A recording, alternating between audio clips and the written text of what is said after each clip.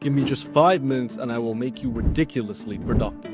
If you're stressed, overworked, and still not making any progress, this one rule will change everything. And it comes from Steve Jobs. Yes, the founder of Apple, the $3.4 trillion company that you've definitely heard of. What you might not know is just how obsessed he was with efficiency, and how one principle allowed him and his team to cut through the noise and get more done with less stress.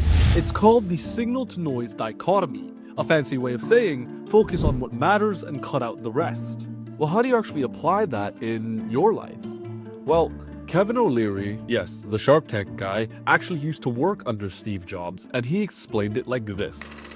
What was so brilliant about Jobs that I tell every CEO now, and I don't care if you're an S&P 500 CEO or you're just starting a business, his vision of Signal was the top 3 to 5 things you have to get done in the next 18 hours.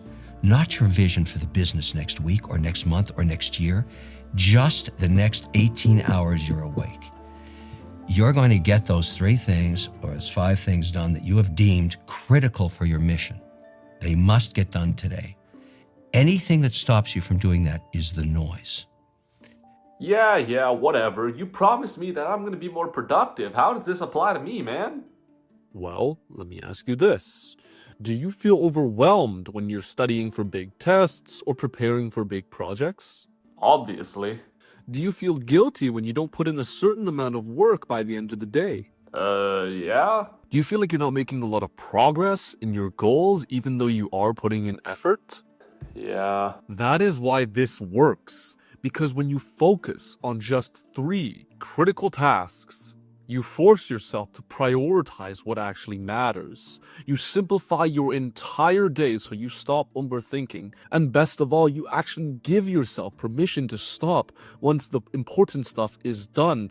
And I can say with personal experience that this has really made a difference in how productive I am. I always used to struggle with overthinking.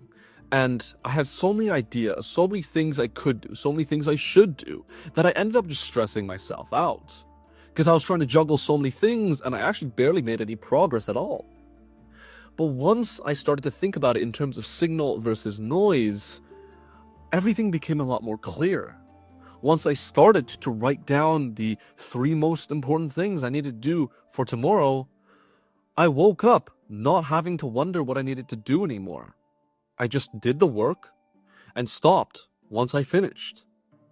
And it was so helpful because I didn't think about the outcome or the progress or whether or not it's the most important thing or the most efficient thing to do. All I cared about was getting it done. And you can argue that in that way, you start to work with greater purpose because you're not thinking about the outcome or the process, you're just thinking about the objective. But what if there are more than 3 things that need to be done? I have so many things I need to do. There's no way I can just get them all done in 3. Well, nobody said that you have to stop working after your 3 tasks are done.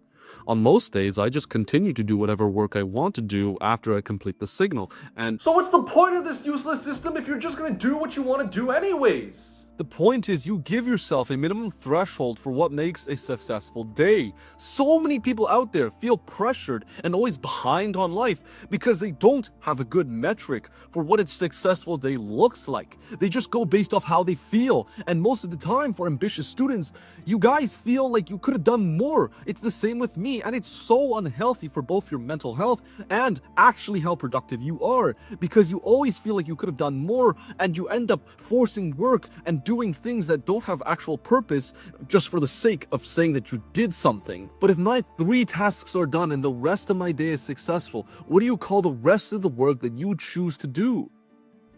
I don't know. Extra work? Play. You call it play. Because you don't need to do the work, you choose to do the work, because at that point the work itself is positive reinforcement. And even if that's not perfectly true, that mindset shift makes work so much more bearable, you understand? But how is it play if I still don't enjoy working?